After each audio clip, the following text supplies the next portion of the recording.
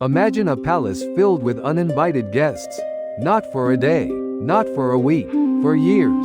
They eat your food, drink your wine, sleep in your halls. And every single morning they look at you and say, choose one of us, or we will take everything. 108 men. All of them armed, all of them hungry for a crown. And the woman standing between them in total collapse? She had no army, no sword, no ship, not a single god whispering strategy into her ear at night. She had a loom, and a mind that the ancient world quietly feared. Her name was Penelope, and for 2,000 years, we called her the patient wife. The faithful one, the woman who waited. But here is what that story got wrong. Penelope didn't wait, she governed. She didn't endure, she maneuvered. And the war she fought invisible, bloodless, waged entirely through language and deception, and sheer psychological precision, was, by any honest measure, more difficult than anything Odysseus faced on the open sea. This is her story, the version history kept skipping over. Let's start with the numbers, because the numbers alone should have changed this conversation centuries ago. 20 years. That is how long Penelope held Ithaca together. 10 years while Odysseus was at Troy. Another 10 while he was lost somewhere between gods and monsters and islands. That shouldn't exist. 20 years. For context, that is long enough for an infant to grow into a soldier. Long enough for an entire political generation to shift. Long enough for a kingdom without a visible king to collapse completely. And most of them did. 108 suitors. That is the count Homer gives us. 108 men, from the most powerful noble families across Greece, who had descended on the palace at Ithaca, and were systematically draining its resources. They weren't romantic suitors in the way we picture it today. Men nervously bringing flowers to a door. These were political actors, military threats. Each one represented a faction, a family, a claim. Each one wanted not just Penelope, but the throne of Ithaca that would come with her. To refuse all of them indefinitely was not a personal decision. It was a geopolitical act. One wrong move and the island tips into civil war. And Penelope held that line. Alone. For 20 years. Now here is what I want you to sit with for a moment. When we describe Odysseus, we use words like cunning, strategic, brilliant, heroic. When we describe Penelope doing functionally the same things using deception, playing long games, outmaneuvering more powerful opponents through psychological precision, we use words like faithful, patient, devoted. We describe her inner world.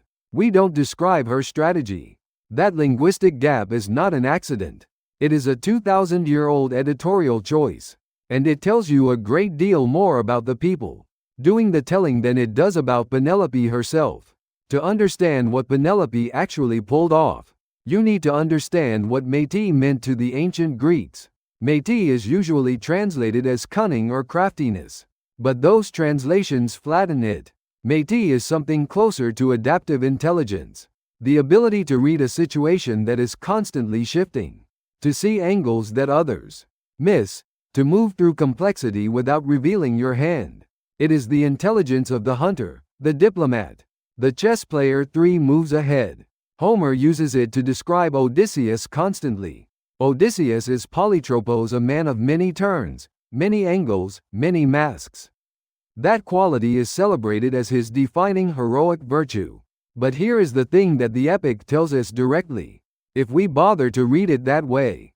Penelope has métis too. Homer says it explicitly. She is described with the same vocabulary of craftiness and strategic thinking that defines her husband. And yet somehow, in the centuries of scholarship and retelling that followed, her métis quietly became her loyalty. Her strategy became her love. Her active intelligence became passive virtue. Let me show you what her métis actually looked like in practice. For 3 years, 3 full years, Penelope told the suitors that she would choose a husband once she finished weaving a funeral shroud for Laertes, her elderly father-in-law. It was a reasonable request. You could not, by any social law of the time, demand that a woman dishonor her family obligations. So the suitors agreed, and every day, Penelope wove.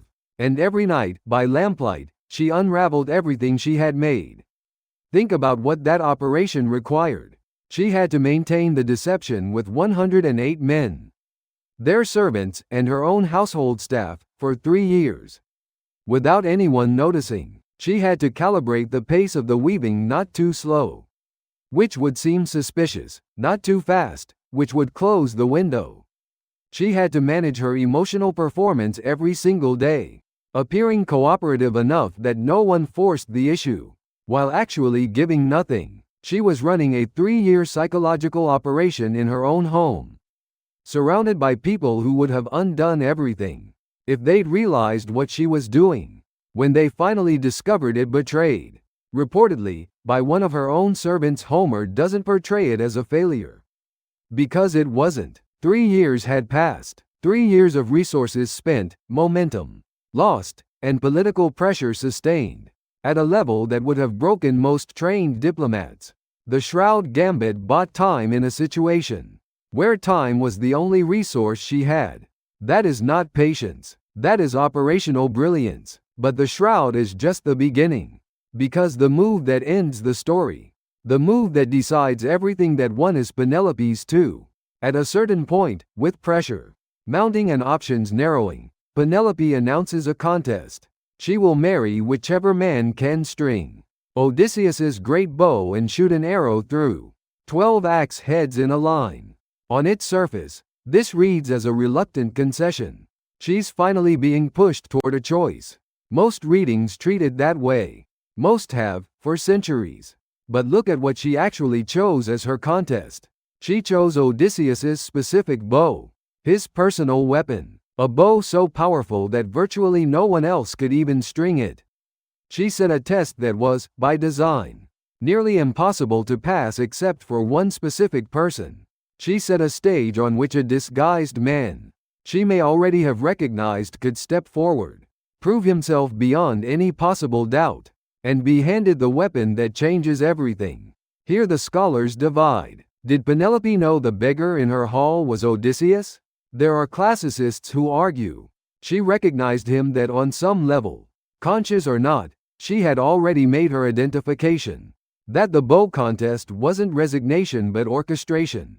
That Penelope didn't just survive the endgame, she designed it. And even if we take the conservative reading, even if we say she genuinely didn't know, what she did was still extraordinary. She chose the one test that would filter out every false claimant with surgical efficiency. She handed the real solution to a problem that had been compressing around her for 2 decades. Whether she knew or merely sensed, the outcome she created was the same. The right man got the weapon.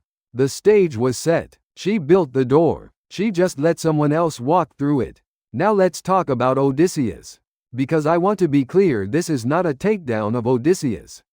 He was extraordinary. The Odyssey is one of the greatest things human civilization ever produced. And his journey through it is genuinely epic in the truest sense of that word. But consider the resources available to him. He had ships, at least at the start. He had 30 years of military experience from Troy.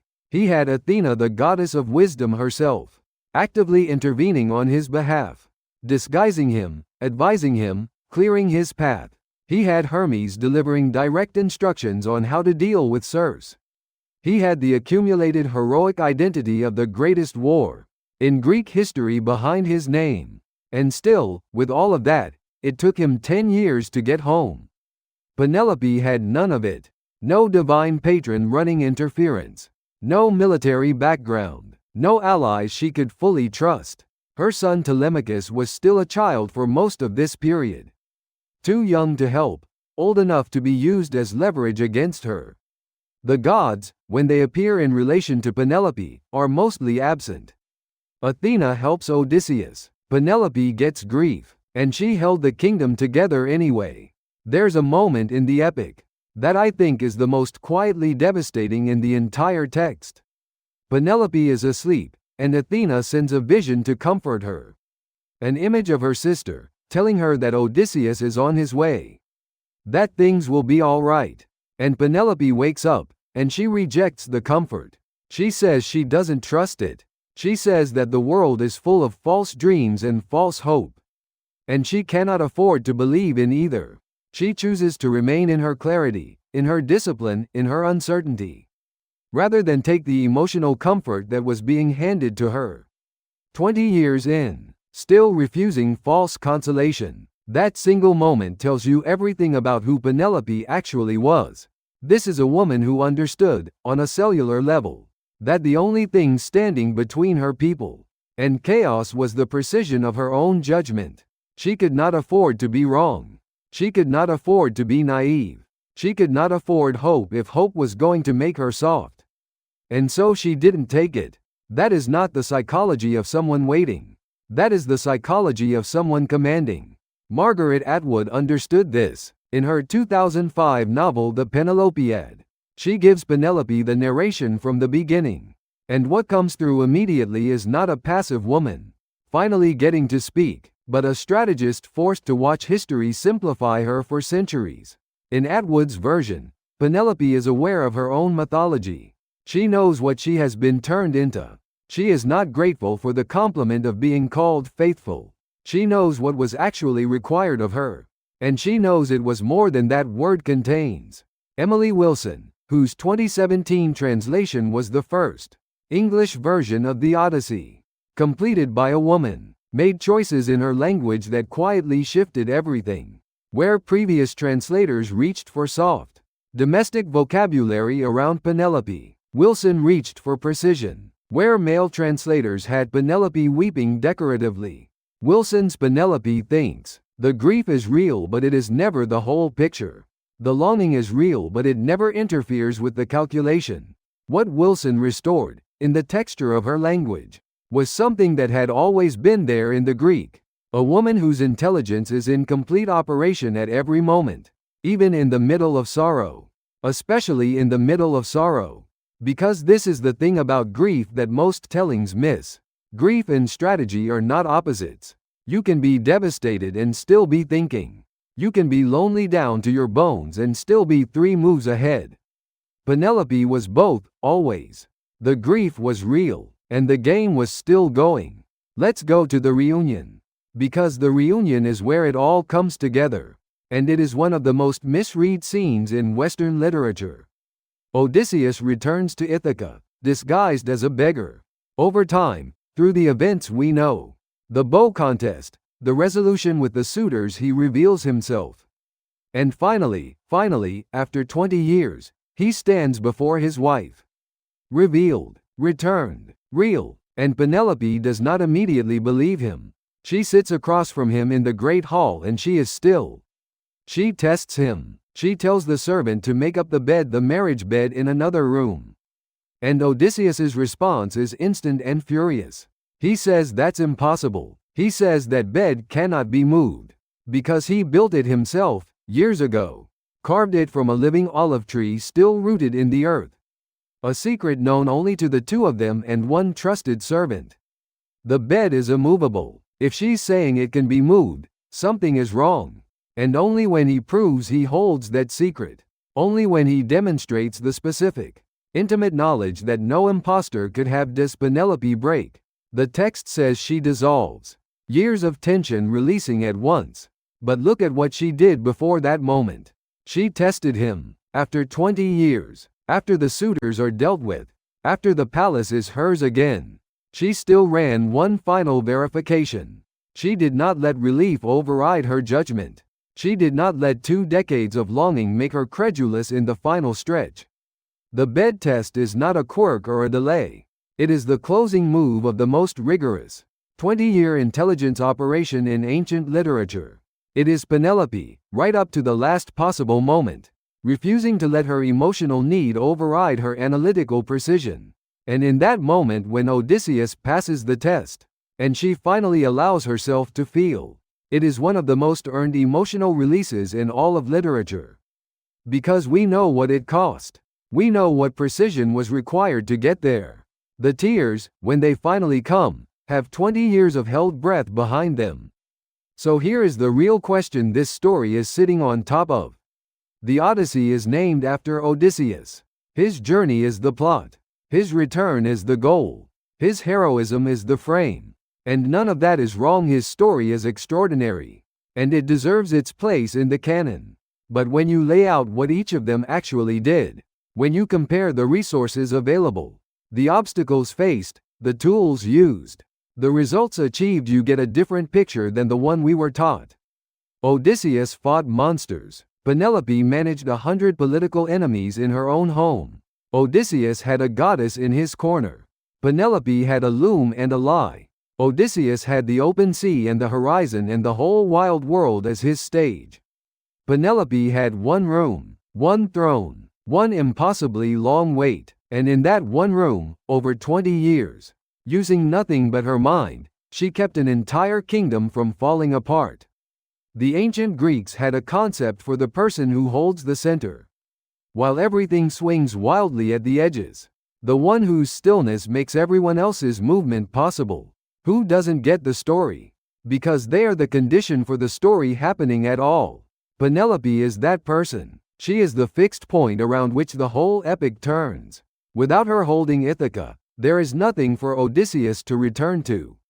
The homecoming he spends 10 years fighting for is only possible because she spent 10 years making sure it still existed. And history called her patient. She wasn't patient. She was the infrastructure of the entire story. She was the reason any of it mattered. 2,000 years later, we are still in the habit of looking at quiet strength and calling it passivity, of seeing someone win through intelligence, rather than spectacle, and calling it endurance, of watching a woman hold an impossible line without breaking, and saying, "Oh, wasn't she devoted?" Penelope was devoted. She was also the finest strategic mind in the Odyssey. She was also a politician, a psychologist, a crisis manager, a codekeeper, a grief carrier, a kingdom preserver. She was all of those things at once, for 20 years. Without a day off, without a reliable ally, without a single moment where the cost of a mistake wasn't catastrophic. She didn't get a sea monster. She didn't get a sorceress's island, or a visit to the underworld or a god turning into her mentor to whisper guidance. She got a palace full of hostile men and a son, too young to protect her, and a husband who was somewhere in the world, but might as well have been nowhere.